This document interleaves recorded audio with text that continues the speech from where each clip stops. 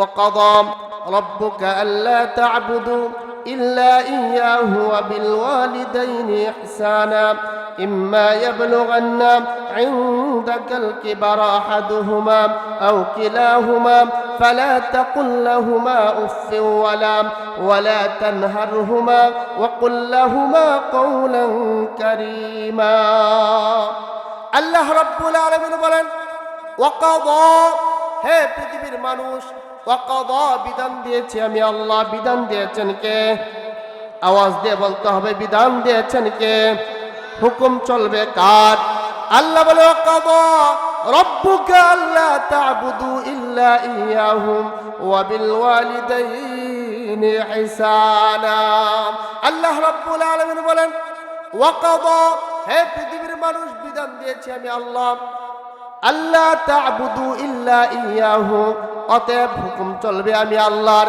ইবাদত চলবে আমি আল্লাহর ইবাদতের পরে ওয়াবিল ওয়ালিদাইনি ইহসানা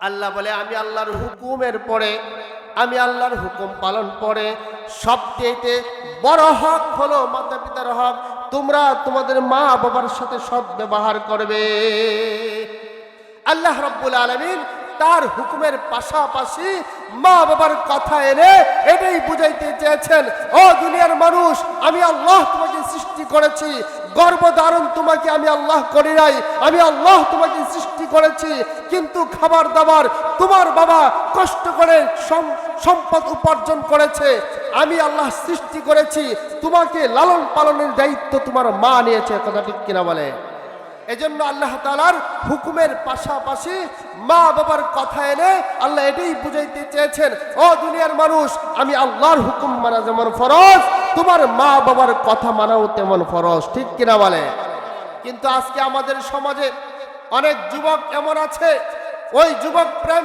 করে বিবাহ বন্ধনে আবদ্ধ হওয়ার পরে মাকে আর দেখতে চায় না মার সংসার করে না মায়ের সাথে ভালো ব্যবহার করে না স্ত্রী যা বলে তাই করে ঠিক কিনা বলে এরকম সন্তান আপনাদের এলাকায় নাই না আছে জোরে বলেন আছে না নাই আছে যদি তারা আল্লাহর এই আয়াত জানতো তাহলে তারা তাদের সাথে এরকম অসৎ ব্যবহার করতে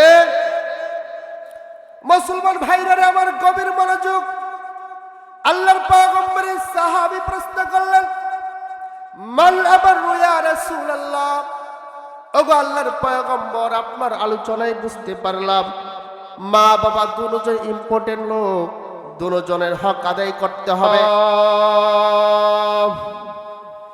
নাহমাদুহু ওয়া নাস্তাঈনুহু ওয়া নাস্তাগফিরুহু ওয়া নাউযু বিল্লাহি মিন শুরুরি আনফুসিনা ومن سيئات أعمالنا من يهده الله فلا مضل له ومن يضلله فلا هادي له الذي أرسله بالحق بشيرا ونذيرا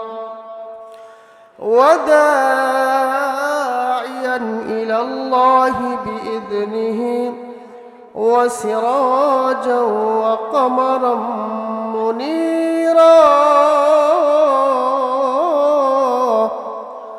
أما بعد فقد قال الله تعالى في كلام المجيد والفرقان الحميد সকল জবান খুলে আমার সাথে পড়েন আউযু বিল্লাহি মিনাশ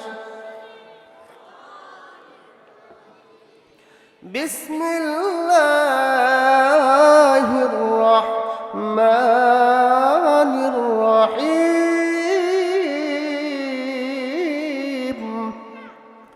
وقضى ربك ألا تعبدوا إلا إياه وبالوالدين إحسانا إما يبلغن عندك الكبر أحدهما أو كلاهما فلا تقل لهما أف ولا تنهرهما وقل لهما قولا كريما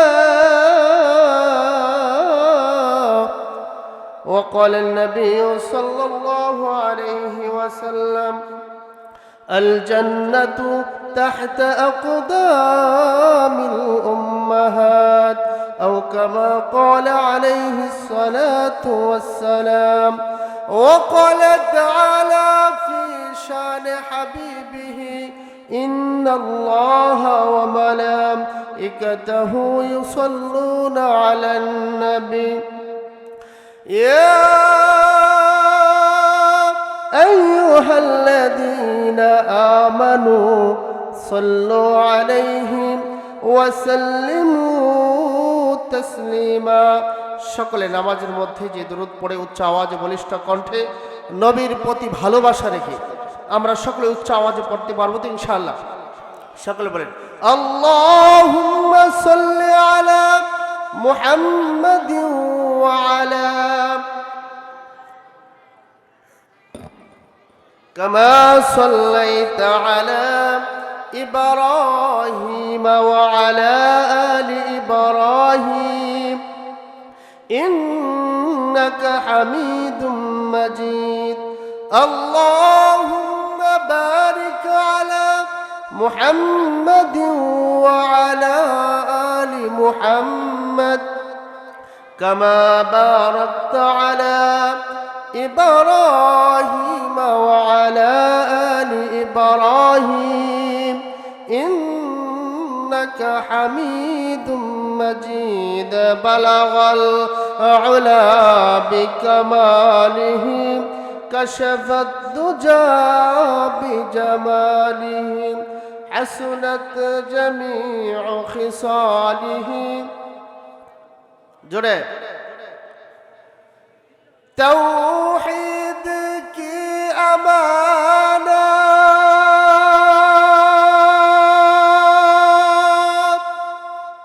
سینوں میں ہے ہمارا آسان نہیں مٹانا نام و نشا ہمارا بلغ الجرے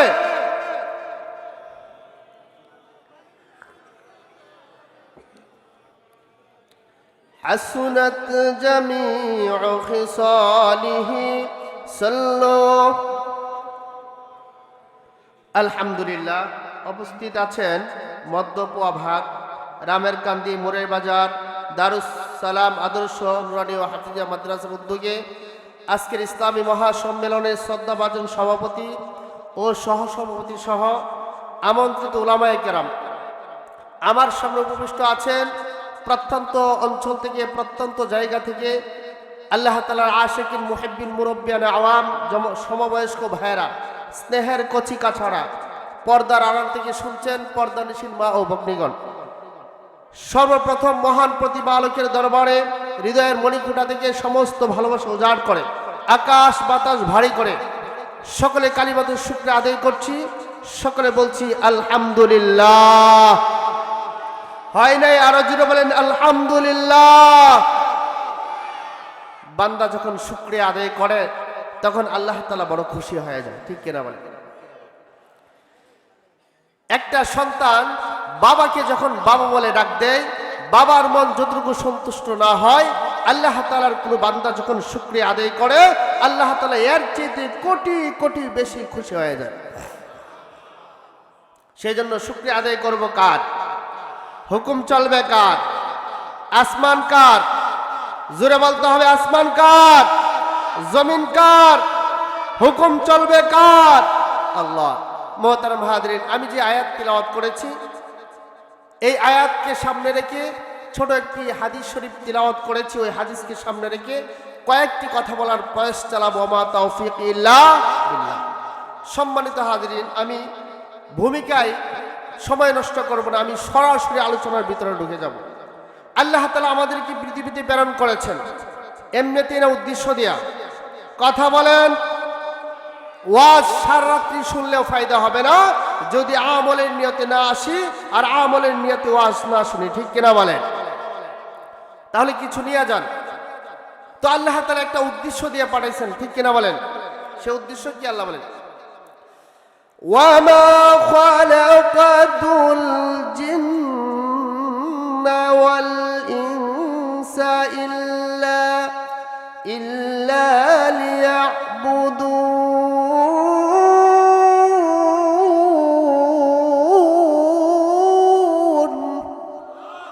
আল্লাহকে বান্দা, আমি আল্লাহ তাআলা মানব দানব সৃষ্টি করতাম না, তবে করেছি শুধুমাত্র কেবলমাত্র আমি আল্লাহর গোলামি করার জন্য, ঠিক কিনা বলেন?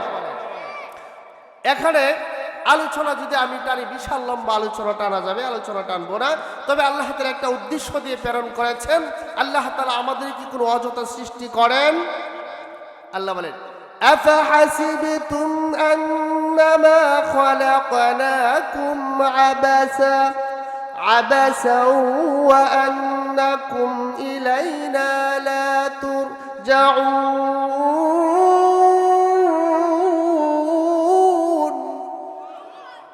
আল্লাহু আকবার বলতে মন চায় না? আল্লাহু আকবার বলা উচ্চ আওয়াজে বলা সুন্নত, ঠিক না বেঠিক বলেন? আল্লাহু আকবার বললে খুশি হন কে? জোরে বলেন কে? কণ্ঠ দিয়েছে কে? কার কথা বলার জন্য? এই কণ্ঠ দিয়ে চেয়ারম্যান সাহেবের প্রশংসা করলে চেয়ারম্যান সন্তুষ্ট হয়ে যায়, ঠিক কিনা বলেন? অথচ আল্লাহ এই কণ্ঠ দিয়েছে কোন চেয়ারম্যানের প্রশংসা করার জন্য নয়, স্বয়ং আল্লাহ রাব্বুল আলামিনের প্রশংসা করার জন্য, ঠিক কিনা বলেন? আজকে আমার আলোচনার বিষয় হলো, আমরা আলোচনা করব হক নিয়ে। প্রথমত হক হলো দুই প্রকার। কয় প্রকার? কথা বলেন, কয় প্রকার? হক হলো দুই প্রকার। কয় প্রকার? দুই প্রকার। একটা হলো হকুল্লাহ, একটা হলো হকুল ইবাদ। একটা হলো আল্লাহর হক, আরেকটা হলো বান্দার হক, ঠিক কিনা বলেন? আল্লাহর হকের বিষয়ে আলোচনা করার সময় আমার হাতে নেই। বান্দার বিষয়ের মধ্যে সবচেয়ে উল্লেখযোগ্য হক হলো মাতা পিতার হক। এটা আসতে করেন, কারণ এটা ম্যাক্সিমাম মানুষ মাতা পিতার হক আদায় করে না। যারা মাতা পিতার হক আদায় করে না তারাই আসতে বলবে, আর যারা মাতা পিতার হক আদায় করে তারা জুড়ে বলবেন, ঠিক কিনা বলেন? আল্লাহর পরে মাতা পিতার হক, ঠিক না বেঠিক বলেন? এই মাতা পিতার হক আমরা আদায় করি সবাই। আপনাদের এলাকায় সবাই আদায় করেন, কিন্তু আমাদের এলাকায় কিছু লোক আছে আদায় করে না। যাই হোক, আল্লাহ তাআলা বলেন, মাতা পিতার হক যারা আদায় করবে না তাদের নামাজ, রোজা, হজ, যাকাত কোনো কিছুই কাজে আসবে না, ঠিক কিনা বলেন? এজন্য আল্লাহ তাআলা পবিত্র কালামের মধ্যে সূরা বনী ইসরাঈলের 23 নম্বর আয়াত থেকে আল্লাহ তাআলা বলেন, ওয়াকাদা রাব্বুকা আল্লা তা'বুদু ইল্লা ইয়্যাহু ওয়া বিল ওয়ালিদাইনি ইহসানা ইম্মা ইয়াবলুগান্না ইনদাকাল কিবারা আহাদুহুমা আও কিলাহুমা ফালা তাকুল লাহুমা উফফিন ওয়ালা তানহারহুমা ওয়া কুল লাহুমা কওলান কারীমা। আল্লাহ রাব্বুল আলামিন বলেন, ওয়াকাদা, হে পৃথিবীর মানুষ, ওয়াকাদা বিধান দিয়েছি আমি আল্লাহ। বিধান দিয়েছেন কে? আওয়াজ দিয়ে বলতে হবে, বিধান দিয়েছেন কে? হুকুম চলবে কার? আল্লাহ বলে, ওয়াকাদা রাব্বুকা আল্লা তা'বুদু ইল্লা ইয়্যাহু ওয়া বিল ওয়ালিদাইনি ইহসানা। আল্লাহ রাব্বুল আলামিন বলেন, ওয়াকাদা, হে পৃথিবীর মানুষ, বিধান দিয়েছি আমি আল্লাহ, আল্লাহ তা'বুদু ইল্লা ইয়্যাহু, অতএব হুকুম চলবে আমি আল্লাহর, ইবাদত চলবে আমি আল্লাহর। আমি আল্লাহর ইবাদতের পরে ওয়া বিল ওয়ালিদাইনি ইহসানা। আল্লাহ বলে, আমি আল্লাহর হুকুমের পরে, আমি আল্লাহর হুকুম পালন করে সবচেয়ে বড় হক হলো মাতা পিতার হক। তোমরা তোমাদের মা বাবার সাথে সৎ ব্যবহার করবে। আল্লাহ রাব্বুল আলামিন তার হুকুমের পাশাপাশি মা বাবার কথা এনে এটাই বুঝাইতে চেয়েছেন, ও দুনিয়ার মানুষ, আমি আল্লাহ তোমাকে সৃষ্টি করেছি, গর্ভধারণ তোমাকে আমি আল্লাহ করি নাই, আমি আল্লাহ তোমাকে সৃষ্টি করেছি, কিন্তু খাবার দাবার তোমার বাবা কষ্ট করে সম্পদ উপার্জন করেছে, আমি আল্লাহ সৃষ্টি করেছি, তোমাকে লালন পালনের দায়িত্ব তোমার মা নিয়েছে। কথা ঠিক কিনা বলে? এজন্য আল্লাহ তাআলার হুকুমের পাশাপাশি মা বাবার কথা এনে আল্লাহ এটাই বুঝাইতে চেয়েছেন, ও দুনিয়ার মানুষ, আমি আল্লাহর হুকুম মানা যেমন ফরজ, তোমার মা বাবার কথা মানাও তেমন ফরজ। ঠিক কিনা বলে? কিন্তু আজকে আমাদের সমাজে অনেক যুবক এমন আছে, ওই যুবক প্রেম করে বিবাহ বন্ধনে আবদ্ধ হওয়ার পরে মাকে আর দেখতে চায় না, মার সংসার করে না, মায়ের সাথে ভালো ব্যবহার করে না, স্ত্রী যা বলে তাই করে। ঠিক কিনা বলে? এরকম সন্তান আপনাদের এলাকায় নাই না? আছে? জোরে বলেন, আছে না নাই? আছে। যদি তারা আল্লাহর এই আয়াত জানতো তাহলে তারা তাদের সাথে এরকম অসৎ ব্যবহার করতে।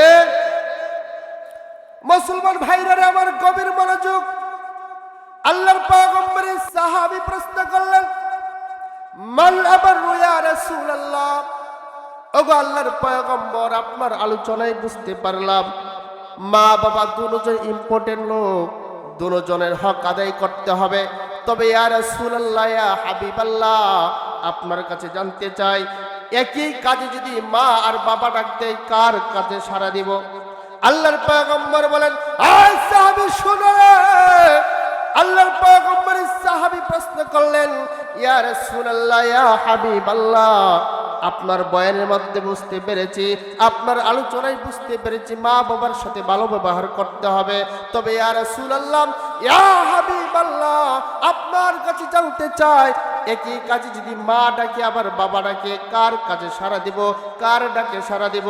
আল্লাহর পয়গম্বর বলেন, উম্মুক, তোমার মায়ের ডাকে। আল্লাহু আকবার বলেন। সাহাবী প্রশ্ন করলেন, ইয়া রাসূলুল্লাহ, আবার যদি ডাক দেয়, বলে উম্মুক, তোমার মায়ের কথাই সাড়া দিবা। আবার প্রশ্ন করলেন, মান আবার ইয়া রাসূলুল্লাহ, ওগো আল্লাহর হাবিব, কার ডাকে সাড়া দিব? আল্লাহর পয়গম্বর বললেন, আয় সাহাবী শোনো, তোমার মায়ের ডাকে সাড়া দিবা। চতুর্থবার বললেন, ইয়া রাসূলুল্লাহ, ইয়া হাবিবাল্লাহ, আবার যদি ডাক দেয়, কার ডাকে সাড়া দিব? আল্লাহর পয়গম্বর বললেন, আবুকা, তোমার বাপের ডাকে সাড়া দিবা। তিনবার আল্লাহর হাবিব মায়ের কথা কেন বললেন? সাহাবী প্রশ্ন করলেন, ইয়া রাসূলুল্লাহ, কারণ বুঝলাম না, আপনি তিনবার মায়ের কথা বলে আপনি কি বুঝাইতে চেয়েছেন, আর একবার বাবার কথা বলে আপনি কি বুঝাইতে চেয়েছেন? আল্লাহর পয়গম্বর বললেন, ওই সাহাবী শুনো রে, আমার সাহাবী শুনো, তোমার মা তোমাকে গর্ভধারণ করতে গিয়ে একের পর এক তিনটা কষ্ট সম্মুখীন হয়েছে, আর তোমার বাবা শুধু একটা কষ্ট করেছে। ইয়া রাসূলুল্লাহ, মা তিনটা কষ্ট কি করেছে? আল্লাহর পয়গম্বর বললেন, আয় সাহাবী শোনো রে, তোমার মা তোমাকে যখন গর্ভধারণ করেছে, তুমি যখন তোমার মায়ের রেহেমে এসেছো, তোমার মা 4-5 মাস হয়ে যায় কোনো খাবার ভক্ষণ করতে পারে নাই। ইয়া রাসূলুল্লাহ, দ্বিতীয়টা কি? আল্লাহর পয়গম্বর বললেন, সাহাবীরা, দ্বিতীয়টা হলো, যখন তুমি বড় হতে লাগলে, বড় হওয়ার পরে যখন তোমার মা খাইতে যায়, ঘুমাইতে যায়, তোমার মায়ের কলিজার মধ্যে লাথি মারছো, তোমার মা সব কিছু বরদাস্ত করেছে। এইগুলো কষ্ট করার পরে তোমাকে যেদিন প্রসব করবে, প্রসব বেদনা হলো এমন একটা কষ্ট, যে প্রসব বেদনা মা ছাড়া আর কেউ বলতে পারবে না। ঠিক কিনা বলেন? আল্লাহর পয়গম্বর বললেন, ইয়া রাসূলুল্লাহ, আল্লাহর পয়গম্বর বললেন, সাহাবীরা, দ্বিতীয় কষ্ট, তোমার মা তোমাকে যেদিন দুনিয়ার মধ্যে প্রসব করবে, তোমার মা যেদিন প্রসব করবে, এত কষ্ট, এত প্রসব বেদনা সহ্য হয় না। মায়েরা যখন প্রসব বেদনা ওঠে, মা বলে, কে আছো? একটা রশি দাও। গলায় ফাঁসি দিয়ে আত্মহত্যা করব, কারণ ব্যথা সহ্য হয় না। ইয়া রাসূলুল্লাহ, ইয়া হাবিবাল্লাহ, মায়ে যখন একটা সন্তান প্রসব করে, আল্লাহর পয়গম্বর বললেন, এই সাহাবী শুনো, যখন তোমার মা তোমাকে প্রসব করেছে, তোমার মা কলসে কলসে রক্ত জড়িয়ে তোমাকে দুনিয়ায় পদার্পণ করেছে। আল্লাহর হাবিব বলেন, এই সাহাবী, শুধু তাই নয়, প্রসব বেদনা যখন সহ্য করে দুনিয়ায় তোমাকে নিয়ে এসেছে, 2-3 বছর, 4 বছর, 5 বছর পর্যন্ত তোমার কখন খাবার লাগবে, তখন তোমার কেউ সুস্থ হবে, কেউ টের না পাইলেও তোমার সাথে তোমার মায়ের এমন একটা সম্পর্ক থাকবে, যে সম্পর্ক মার সন্তান ছাড়া কেউ জানবে না। ঠিক কিনা বলেন? আল্লাহর পয়গম্বর বললেন, সাহাবী, এই জন্যই তোমার মার কথা 3 বার বললাম। ইয়া রাসূলুল্লাহ, বাবার কথা একবার বললেন কেন?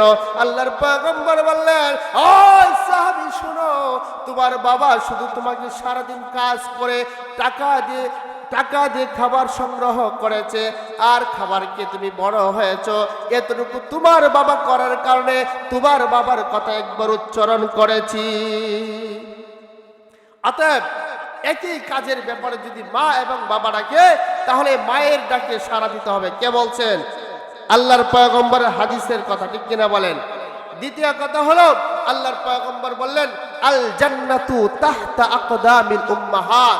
ও দুনিয়ার মানুষ, কেউ যদি দুনিয়া থেকে জান্নাতের সার্টিফিকেট নিতে চাও, কথাগুলো খেয়াল করে শুনেন, মেহেরবানি করে কেউ এলোমেলো করবেন না, কথাগুলো শুনেন, আমলের নিয়তে শুনেন, দেখবেন পরিবর্তন সমাজ কিভাবে হয়। ওয়াজ হয় কিন্তু আমলের নিয়তে বসে না। ঠিক কিনা বলেন? আল্লাহর পয়গম্বর বললেন, দুনিয়া থেকে যদি কেউ জান্নাতের সার্টিফিকেট নিতে চাও, তাহলে তুমি তোমার মা এবং বাবাকে খুশি করে যাও। ঠিক কিনা বলেন? আল্লাহর পয়গম্বর বলেন, আল জান্নাতু তাহতা আকদামিল উম্মাহাত। তোমার মায়ের পায়ের নিচে আমি আল্লাহ জান্নাত রেখে দিয়েছি। সুবহানাল্লাহ। আর জোরে বলা যায় না সুবহানাল্লাহ? সুবহানাল্লাহর ওয়াজটা একটু করি। বাংলাদেশের মানুষ তো লাভ দেখলে লাভ দেয়। ঠিক কিনা বলেন?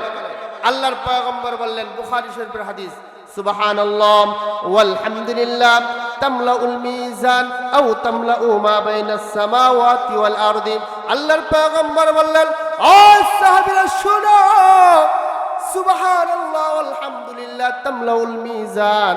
কেউ যদি একবার সুবহানাল্লাহ, একবার আলহামদুলিল্লাহ বলে, শুধুমাত্র কেবলমাত্র আল্লাহ রাব্বুল আলামিনকে সন্তুষ্ট করার জন্য, আল্লাহর পয়গম্বর বলেন, ওই সুবহানাল্লাহ আলহামদুলিল্লাহ বললে ওলার আমল নামায় এত পরিমাণ নেকি হয়, এত পরিমাণ নেকি হয়। আল্লাহ রাব্বুল আলামিনের পয়গম্বর বলেন, ওই নেকি দিয়া জান্নাতের মিজানের পাল্লার ওজনকে ভারী করে দেয়। আও তামলাউ মা বাইনাস সামাওয়াতি ওয়াল আরদি। শুধু মিজানের পাল্লা ভারী হয় না, আল্লাহর পয়গম্বর বলে, আমার উম্মত যদি একবার সুবহানাল্লাহ বলে, একবার আলহামদুলিল্লাহ বলে, একমাত্র আমি আল্লাহকে সন্তুষ্ট করার জন্য, আও তামলাউ মা বাইনাস সামাওয়াতি ওয়াল আরদি, আসমান এবং জমিনের মধ্যে যত ফাঁকা জায়গা আছে, সমস্ত ফাঁকা জায়গা সুবহানাল্লাহ আলহামদুলিল্লাহ বলনেওয়ালার আমলনামায় নেকি দান করে দেয়। পিছনের জন কি রাগ করছেন নাকি আমার সাথে? তাহলে এখান থেকে সুবহানাল্লাহ কয়, আপনারা কইনি। ফুলাফানের সুবহানাল্লাহ দরকার কম, যারা মুরব্বী তাদের সুবহানাল্লাহ দরকার বেশি। ঠিক না বেঠি? এখন যদি কই যে আমি 1000 টাকা করে দিয়াম, যারা বেশি জুড়ে কবে একটু বেশি দিয়াম, তাহলে দেখুন যাবো গলার পাওয়ার কত। কারণ সামনে নির্বাচন আইতেছে। ঠিক না বেঠি বলেন? এখন কইব, হুজুর একটু কমে কয়াম, সামনে নির্বাচন আইতেছে, কত বায়ের পিছনে ঘুরতে হইব, বায়ের স্লোগানটা দিতে হইব, গলাটা যদি এখনই ভাঙ্গেলাই তাহলে সামনে কি করবো? ঠিক না বেঠিক বলেন?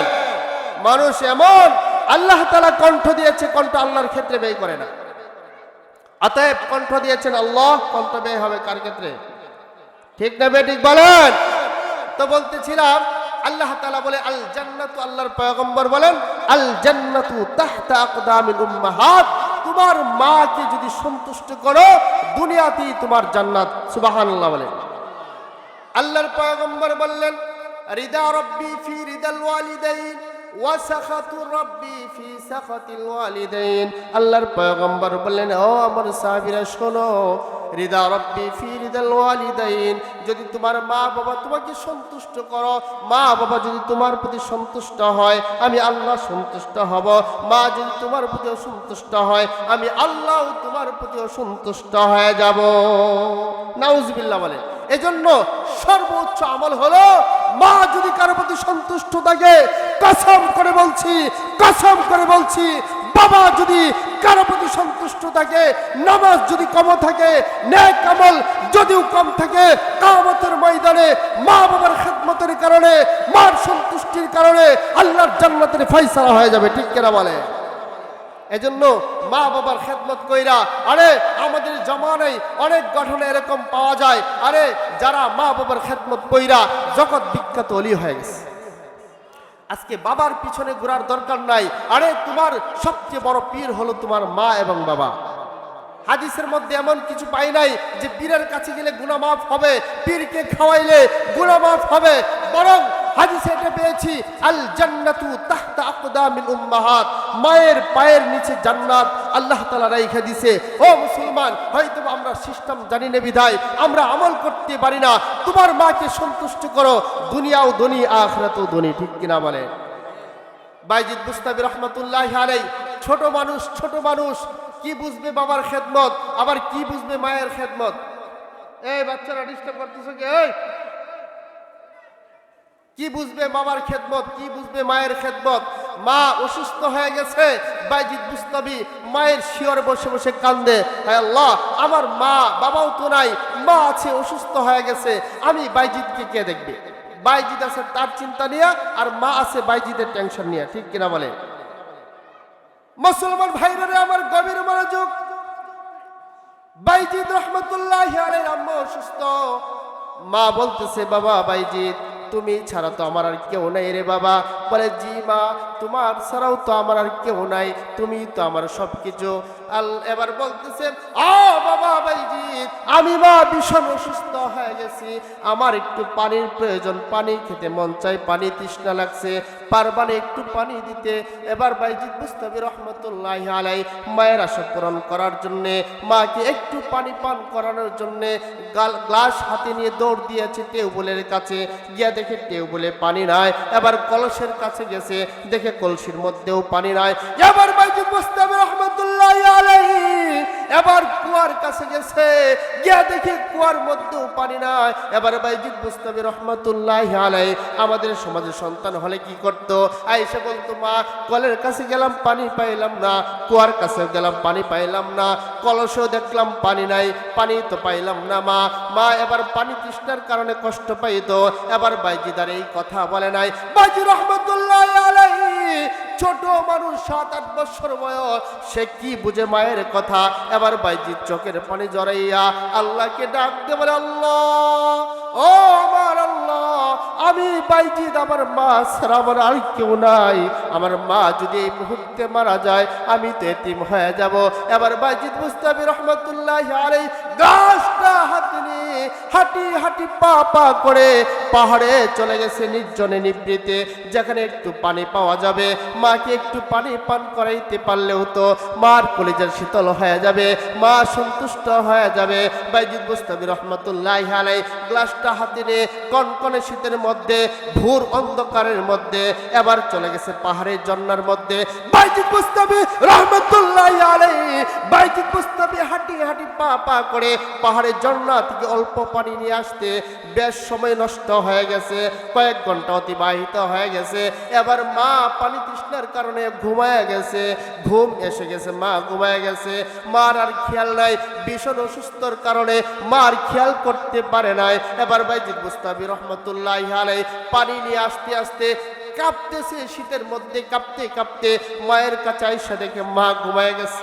বাইজিদ বুস্তামি রহমাতুল্লাহি আলাইহি মাকে আর ডাক দেয় না, আরে কত রাত্রি তো মাকে জাগাইলাম, যখন আমরা ছোট ছিলাম আমার জন্য মা কত রাত্রি জাগ্রত কাটাইছে, এখনো পর্যন্ত মাহফিলে আসলে 1:30-2টা বেজে যায়, মা বারবার ফোন করে বলে বাবা কোথায় আছো, অথচ স্ত্রী আছে খবর নেয় না, বাবা আছে খবর নেয় না, আত্মীয় স্বজন গুলো আছে কেউ খবর নেয় না। মা রাত্রি যত বেজে যায় বারবার ফোন করে বলে বাবা কোথায় আছো রে, কখন আসবা কখন আসবা, এই কথা মা ছাড়া আর কেউ বলে না, ঠিক কিনা বলে?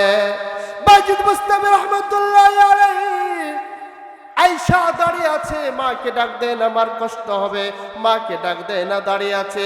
বাইজিদ বুস্তামি রহমাতুল্লাহি আলাইহি শীতের মধ্যে কনকনে শীতের মধ্যে থরথর করে কাঁপতেছে, এরপরে মাকে আর ডাক দেয় না, মাকে ডাক দেয় না। বাচ্চাগুলো ভালো ডিস্টার্ব করতেছে আপনাদের মাদ্রাসা, খুব লাগে।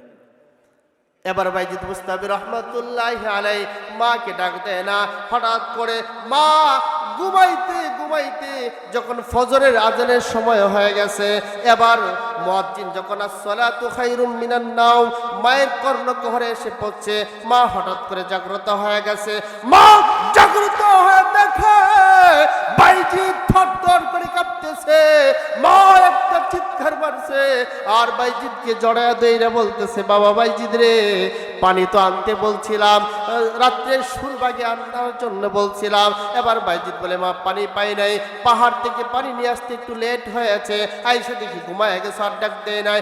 এবার মা বাইজিদকে জড়া দইরা আসমানের দিকে তাকাইছে, তাকায়া বলে আল্লাহ তোমার হাবিব বলছে মা সন্তুষ্ট হলে তুমি সন্তুষ্ট, আয় আল্লাহ আমি বাইজিদের মা হয়ে বলতেছি আমি বাইজিদের প্রতি সন্তুষ্ট হয়ে গেছি, আয় আল্লাহ তুমি আমার বাইজিদের প্রতি সন্তুষ্ট হয়ে যাও। সুবহানাল্লাহ। কালকে বাড়িতে গিয়ে কইেন, বুঝলাম না আপনারা মাহফিলে আসছেন, খুব বুঝলাম না মাহফিলে আসছেন, সুবহানাল্লাহ বলতে কষ্ট লাগে, সুবহানাল্লাহ বলেন। তাহলে এত ওয়াজ করতেছি, মা ভক্ত কারা আছেন হাত তুলে দেখেন তো। নারে তাকবীর, নারে তাকবীর, নারে তাকবীর। আজকের মাহফিল সফল হোক, সফল হোক। বাইজিদের ঘটনা থেকে আমরা কি শিখতে পারি? যে মার বিকল্প নাই। একটা কথা মনে রাখবেন, যে যত ধনী হয়েছে, যে যত প্রভাবশালী হয়েছে, প্রত্যেকের পিছনে মায়ের দোয়া আছে, ঠিক কিনা বলে? মায়ের দোয়া যদি কারোর সাথে থাকে ওই ব্যক্তির আর কোনো ভয় নাই, ঠিক কিনা বলে? মুহতারাম হাজরিন, আল্লাহর পয়গম্বর সাল্লাল্লাহু আলাইহি ওয়াসাল্লাম একটা হাদিস বললেন, ওই হাদিসটার মধ্যে আল্লাহ রাসূল সাল্লাল্লাহু আলাইহি ওয়াসাল্লাম বলতেছেন, যদি কোনো মানুষ মা অথবা বাবার চেহারার দিকে একবার নেক নজরে তাকায়, কয়বার? একবার নেক নজরে তাকায়, আল্লাহু আকবার। আল্লাহর পয়গম্বর বলেন, ও আমার উম্মতেরা, আমি তো জন্মগ্রহণের পরে বাবা দেখতে পারি নাই, 6 বছর বয়সে মাকেও হারাইছি। আপনারা একটু চিন্তা করেন, আল্লাহ রাসূলের জায়গায় আপনাকে একটু ধার করিয়া দেন। আরে 6 বছর জন্মগ্রহণের পরে বাবাকেও হারাইলেন, 6 বছর বয়সে মাকেও হারাইলেন, 8 বছর বয়সে দাদাকেও হারাইলেন। ওই মানুষটা কত কষ্ট নিয়ে বড় হয়। আল্লাহর পয়গম্বর বারবার একটা কথা বলতো, ও আমার উম্মতেরা, আমি বাবা পাই নাই, মা পাই নাই, যদি পাইতাম আমার চাইতে মা বাবাকে কেউ বেশি শ্রদ্ধা সম্মান করতে পারবি না। ও আমার উম্মতেরা, ও আমার সাহাবীরা, শোনো, তোমরা যা কিছু করার না করো, অন্তত মা এবং বাবাকে একটু সন্তুষ্ট করো। সুবহানাল্লাহ। মুসলমান ভাইরা রে আমার, আল্লাহর পয়গম্বর বলেন, মা মিন ইয়ানজুরু ইলা ওয়ালিদাইহি নাদারাত রাহমাতিন ইল্লা কাতাবাল্লাহু লাহু বিকুল্লি নাজরাতিন হাজ্জাম মাবরুরা। আল্লাহু আকবার।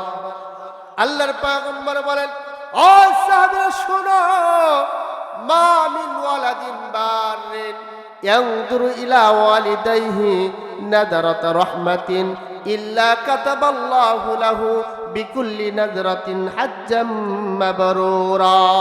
আল্লাহর পয়গম্বর বলেন, ও সাহাবীরা, যদি তোমার মা এবং বাবার চেহারার দিকে একবার নেক নজরে তাকাও, কয়বার?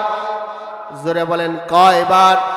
একবার নেক নজরে তাকাও, আমার আল্লাহ রাব্বুল আলামিন তোমার আমলনামায় একটা কবুলিয়ত হজ এবং কবুলিয়ত উমরার সব দান করে দিবে। সাহাবী প্রশ্ন করলেন, ইয়া রাসূলুল্লাহ, 100 বার তাকায়, 1000 বার তাকায়। আল্লাহর পয়গম্বর বললেন, সাহাবীরা রে, আমার আল্লাহ এত কৃপণ না রে, আমার আল্লাহর কাছে যদি কেউ না চায় আমার আল্লাহ অসন্তুষ্ট হয়। দুনিয়ার মানুষ যদি একজনের কাছে 1 বার 2 বার 3 বার চায় ওই মানুষটা অসন্তুষ্ট হয়। আল্লাহ বলে আমার কাছে যদি কোনো মানুষ না চায় আমি আল্লাহ অসন্তুষ্ট হয়ে যাই।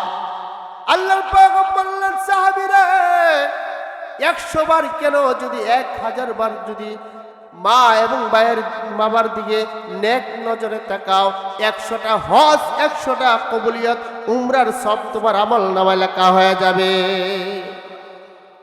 সুবহানাল্লাহ বলতেন না? আরে মা বাবা হারাইলে বুঝবেন। অনেক মানুষ অনেক মাহফিলে গেলে জড়ায়া ধইরা কাঁদে আর বলে, হুজুর কি করলাম, মা বাবাকে পাই নাই, অবস্থাও ভালো ছিল না, নিজের সন্তানকে খাওয়াইতে পারি না, নিজেও খাইতে পারতাম না। হুজুর এখন কোটি কোটি টাকার সম্পদের মালিক, কিন্তু বাবা এখন দুনিয়াতে নাই, মাও দুনিয়াতে নাই। জড়ে জড়ে কাঁদে আর কাঁদে, বলে হুজুর মা বাবা তো কেউ নাই, কাকে খাওয়াবো, সন্তানকে খাওয়াইলে আর কি হবে? আরে মা বাবার চাইতে আপন মানুষ এই পৃথিবীতে আর কেউ, ঠিক না বেঠিক বলেন? আরে সন্তানটা বিদেশ থাকে, বিদেশ থেকে আসবে, সবাই ফোন করে, বায়ে ফোন করে বলে, ভাই আসতেছো আমার জন্য ভালো একটা মোবাইল নিয়ে আইসো। আরে স্ত্রী বলে, আপনি আসতেছেন আমার জন্য স্বর্ণের বালা নিয়ে আইসেন। শালি বলে, দুলাভাই আসতেছেন আমার জন্য এই নিয়ে আইসেন। ভাইরা বলে আমার জন্য এই নিয়ে আইসেন। সবাই বলে চাহিদা আছে, কিন্তু মা আর বাবা বলে, বাবা আমার কিছু আনার দরকার নাই, তুমি আসো, তুমি আসলে আমার সব কিছু। ঠিক কিনা বলে? এমনও ঘটনা দেখা গেছে, মা বাবা এয়ারপোর্টে গিয়েছে সন্তানকে রিসিভ করবে, সকল মানুষ গিয়েছে এয়ারপোর্টে, বাবাও তাকিয়ে আছে, সন্তানও তাকিয়ে আছে, শালিও তাকিয়ে আছে, সবাই তাকিয়ে আছে হাতের দিকে। মা বারবার সন্তানের চেহারার দিকে তাকায় আর মার চোখ দিয়ে টপ টপ করে পানি ঝরে। সন্তান বলে, মা সকলেই আমার কাছে হাত বাড়াইলো, তুমি কাঁদছো, কারণটা কি? তখন মা বলে, বাবা তুই যখন বিদেশ গিয়েছিলে তোর চেহারাটা এমন ছিল না, বাবা আজকে তোমার চেহারা কালো হয়ে গেছে, বাবা তুমি শুকায় গেছো, কারণটা কি? মা তার সন্তানকে ধইরা হাউ মাউ করে কাঁদে আর সবাই তার হাতের দিকে তাকিয়ে থাকে। ঠিক কিনা বলে? সেজন্য মা আর বাবাকে সম্মান শ্রদ্ধা যারাই করবে তারাই দুনিয়াও বাদশা আখিরাতেও বাদশা। ঠিক কিনা বলে? আল্লাহর পয়গম্বরের একজন সাহাবীর একটা ঘটনা বলে আমি আমার আলোচনা সংক্ষেপের দিকে যাব ইনশাআল্লাহ। আল্লাহর পয়গম্বরের এক সাহাবী, নাম ছিল আলকামা। নাম কি ছিল? সবাই কথা বলেন, নাম কি ছিল? আলকামা রাদিয়াল্লাহু তাআলা আনহু ইন্তিকালের সময় মৃত্যুর শয্যায় শায়িত। আমরা যখন মানুষ মৃত্যুর শয্যায় শায়িত থাকে তাকে আমরা কালিমা তালকিন দেই। ঠিক কিনা বলেন? জোরে বলেন ঠিক কিনা? কালিমা তালকিন দেই।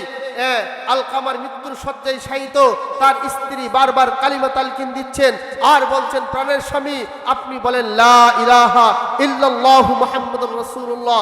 স্বামী সব শুনে, সব দেখে, সব বলতে পারে, কিন্তু কালিমা বলতে পারে না।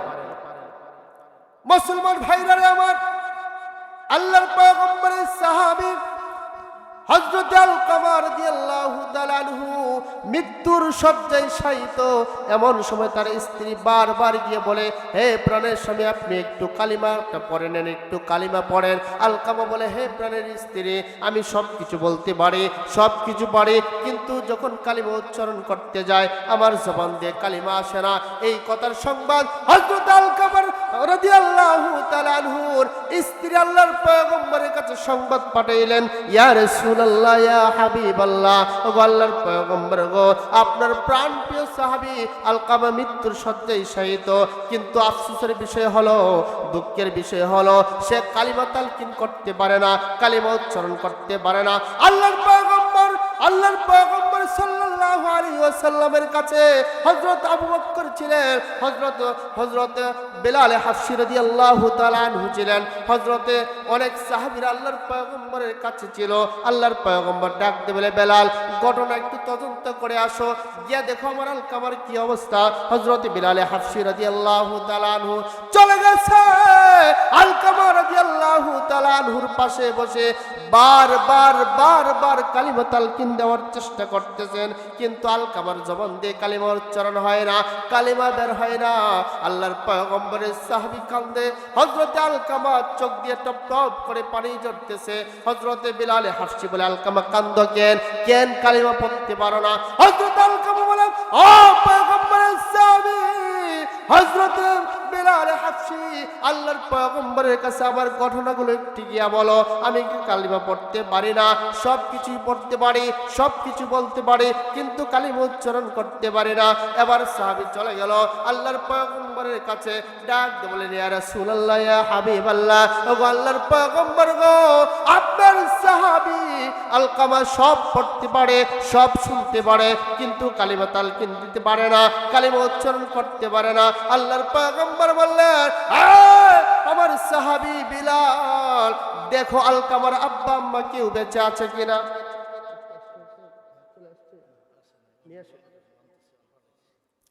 এবার আলকামার সংবাদ আল্লাহর পয়গম্বরের কাছে যাওয়ার পরে বেলাল বলে, ইয়া রাসূলুল্লাহ, ইয়া হাবিবাল্লাহ, ওগো আল্লাহর পয়গম্বর, ইয়া রাসূলুল্লাহ, ইয়া হাবিবাল্লাহ, আপনার আলকামার অবস্থা তেমন একটা ভালো না, সবকিছু শুনতে পারে, সবকিছু বলতে পারে, কিন্তু কালিমা উচ্চারণ করতে পারে না। আল্লাহর পয়গম্বর বলেন, বেলাল, দেখো আলকামার আব্বা আম্মা বেঁচে আছে কিনা। সংবাদ নিয়ে দেখা গেল আব্বা বেঁচে নাই, মা বেঁচে আছে। মাকে আমার কাছে নিয়ে আসো। আল্লাহর পয়গম্বরের সামনে হযরত আলকামার আম্মাকে সামনে পেশ করা হলো। আলকামার আম্মা এসে বলে, আসসালামু আলাইকা ইয়া রাসূলুল্লাহ, ইয়া হাবিবাল্লাহ, আমাকে কেন আপনি ডেকেছেন? আল্লাহর পয়গম্বর বলে, আলকামার আম্মা, তুমি বলো তোমার সন্তান কেমন? বলে, ইয়া রাসূলুল্লাহ, দান করে অনেক ভালো, নামাজ পড়ে অনেক ভালো, জিহাদ করে অনেক ভালো, সব কিছুই ভালো। আল্লাহর পয়গম্বর বলে, আলকামার আম্মা, চালাকি করিস না রে, আমার সাথে চালাকি করিও না।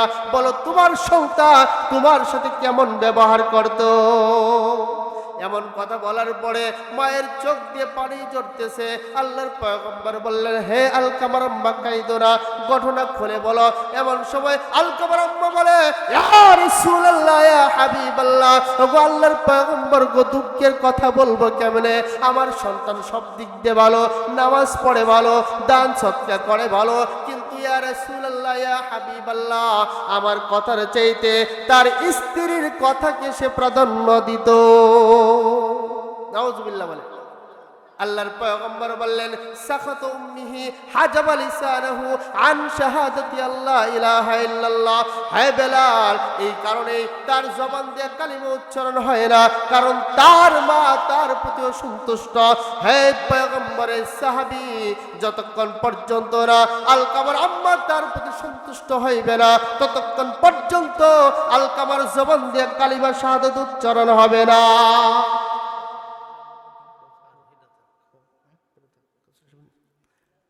তাহলে আল্লাহর পয়গম্বর বললেন, ও বেলাল, এই কারণে তার জবান দিয়ে কালিমা উচ্চারণ হয় না।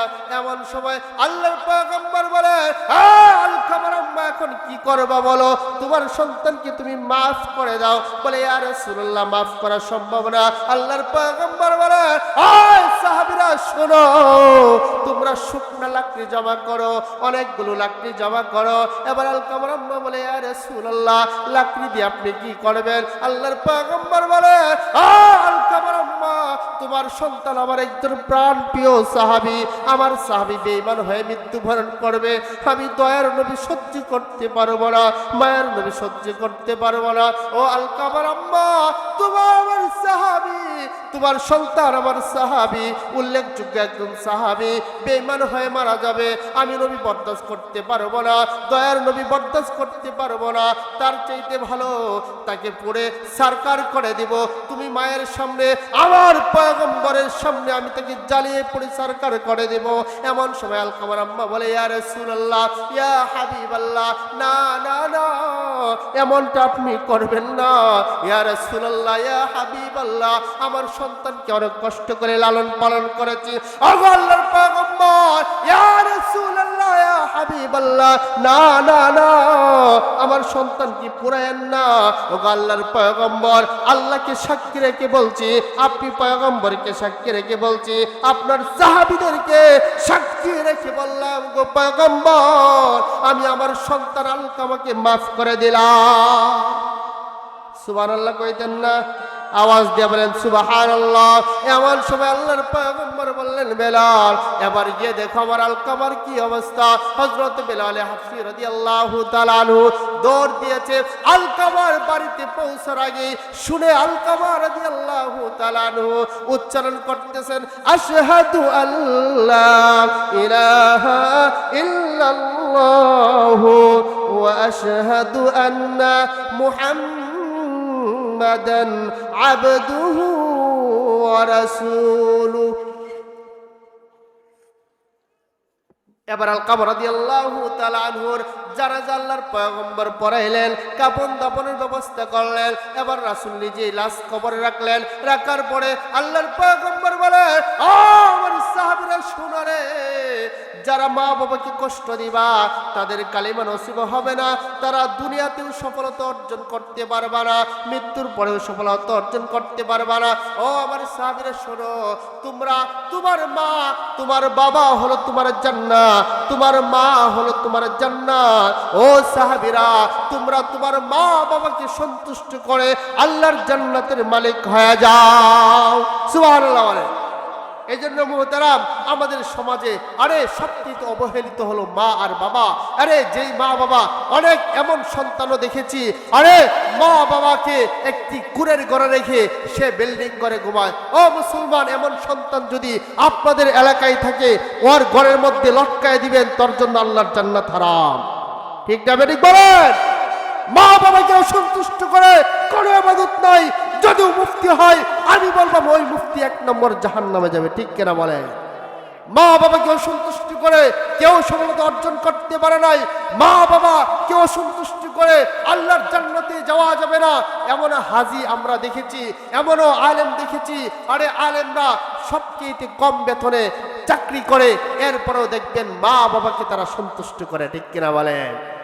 আপনি এমন প্রমাণ দেখাইতে পারবেন না, খুবই কম দেখাইতে পারবেন।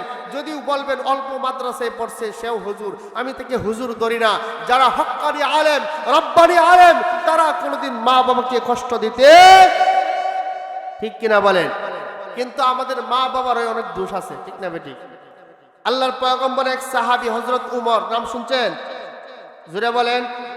কেমন গরম ছিল ওমর রাদিয়াল্লাহু তাআলা আনহু, এমন গরম ছিল, একদিন উনি রাস্তা দিয়ে যাচ্ছে, শয়তান উমরে দেখে বাকছে। কিরে কই যাস? আমার হাজত আছে। হাজত তো না, তোর জমাইত আছে উমর। সুবহানাল্লাহ বলে। ওমর রাদিয়াল্লাহু তাআলা যেই দিন একদিন যে রাস্তা দিয়ে যাইছে, 40 দিন পর্যন্ত শয়তান ওই রাস্তার আশেপাশে হয়েছে না। কেমন গরম? একটু একটা ঘটনা বলি। এক বিধর্মী এক সাহাবী, আল্লাহর পয়গম্বরের এক সাহাবী, মুনাফিক সাহাবী, একটা ফয়সালার জন্য আল্লাহ রাসূলের কাছে গেছে ইহুদির সাথে। জায়গা নিয়ে দ্বন্দ্ব, জায়গা নিয়ে দ্বন্দ্ব আপনাদের এলাকায় নাই? নাই নেই? জোরে কোন, আরো জোরে বলেন। সব জায়গায় আছে জায়গা নিয়ে দ্বন্দ্ব। এবার মনে করছে ইহুদি, এবার মুনাফিক মুসলমান মনে করছে রাসূলের কাছে বিচার নিয়ে গেলে, যেহেতু আমি মুসলমান, নবী আমার পক্ষে রায় দিব। আরে আমার রাসূল কোনোদিন কোন অন্যায়ের পক্ষে সাপোর্ট করে নাই। ঠিক কিনা বলেন? এরপরে আল্লাহ রাসূলের কাছে যাওয়ার পরে আল্লাহ রাসূল বলে, না, এই জায়গার মালিক হলো ইহুদি। এবার মুনাফিক মুসলমান সেই রায় মানতে পারে নাই, না ভাইরা। এবার উমরের কাছে গেছে, কয় ইহুদি চল, নবীর বিচার মানি না। কই যাবে? উমরের কাছে যাব। এবার উমরের কাছে ডাক দিয়ে বলে, উমর বাড়িতে আসছো? বলে জি বাড়িতে আসছি। কি আসছো? আমি অমুক। বলে কিসের জন্য আসছো? বলে একটা ফয়সালার জন্য। নবী থাকতে আমার কাছে আবার কিসের ফয়সালা? না, নবীরটা মানি না। ও আচ্ছা আচ্ছা, অসুবিধা নেই, দাঁড়াও একটু 2 মিনিট দাঁড়াও, আমি আসতেছি, ফয়সালাটা নিয়ে আসি। তাড়াতাড়ি নিয়ে আও। ওমর রাদিয়াল্লাহু তাআলা আনহু ঘরে যাওয়ার পরে 4.5 হাত তরবারি রে ওমর রাদিয়াল্লাহু তাআলা আনহু বলল, তুমি কেমন মুসলমান? আমার নবীর ফয়সালা মানো না। যে নবীর ফয়সালা মানে না সে মুসলমান হতে পারে না। ঠিক কিনা বলে? ওমর রাদিয়াল্লাহু তাআলা আনহু 4.5 হাত তরবারি জনজন করতেছে, তরবারি নিয়ে আসতেছে। মুনাফিক মুসলমান কয়, ও ওমর তরবারি দিয়ে কি করবা? কয় এটা আমার ফয়সালা। কি কও? তুমি একটু দাঁড়াও। সে মনে করছে ইহুদিরে ভয় দেখাইবো তরবারি দিয়া। সে খুশিতে বাগবাগ কাছে আইসে একটা কুবি দিছে, কল্লাটা কমপক্ষে 10 ফিট দূরে গিয়ে পড়ছে। সুবহানাল্লাহ না? এবার সমস্ত মদিনায় প্রচার হয়ে গেছে যে উমর তো মুসলমান হত্যা করছে। আল্লাহ রাসূল বলে আমার উমর মুসলমান হত্যা করতে পারে না। একজন ইহুদি বরং সে মুনাফিককে হত্যা করেছে। ঠিক কিনা বলেন? যে আমার ফায়সালা মানে না, যে আমার নবীকে মানে না। ও মুসলমান, স্পষ্ট কথা হলো বাংলাদেশের মুসলমান, বাংলাদেশ হলো ইসলামী কান্ট্রি। যেই দেশে সূর্য ওঠে আল্লাহু আকবারের ধ্বনিতে, যেই দেশে সূর্য ডুবে আল্লাহু আকবারের ধ্বনিতে। ঠিক কিনা বলেন?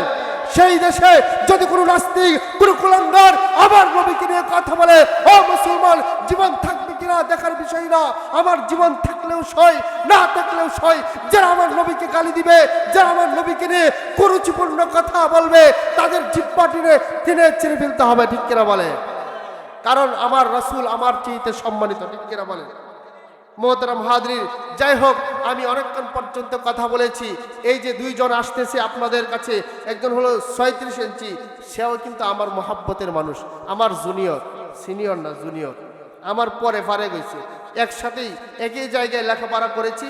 আমার নিচে ক্লাসে তারা ছিল, আমাকে অত্যন্ত মহাব্বত করে, বড় ভাই বলে রাখে। আমার সাজেশন তারা মানে, আমি ওনাদেরকে নিয়ে আসছি মন ভরে, ওনারা আলোচনা করবে। অনেকের পরিচিত মুখ আমি। ঠিক কিনা বলেন? বিশেষ করে শায়েখকে আমি অত্যন্ত মহাব্বত করি, উনি আমাকে অত্যন্ত স্নেহ করেন, অত্যন্ত মহাব্বত করেন। এই সুবাদে আপনাদের এলাকায় আসা এবং এই বন্ধু বান্ধবদেরকে নিয়ে আসা, আল্লাহ রাব্বুল আলামিন যেন আপনাদের আমাদের এবং শায়েখের এই মাদ্রাসাকে যেন আল্লাহ কবুল করেন। বলেন আমিন। আরো জোরে বলেন আমিন। এই যে কাউসার ভাই বয়ান শুনলে বুঝবেন আনসারি কারে কয়।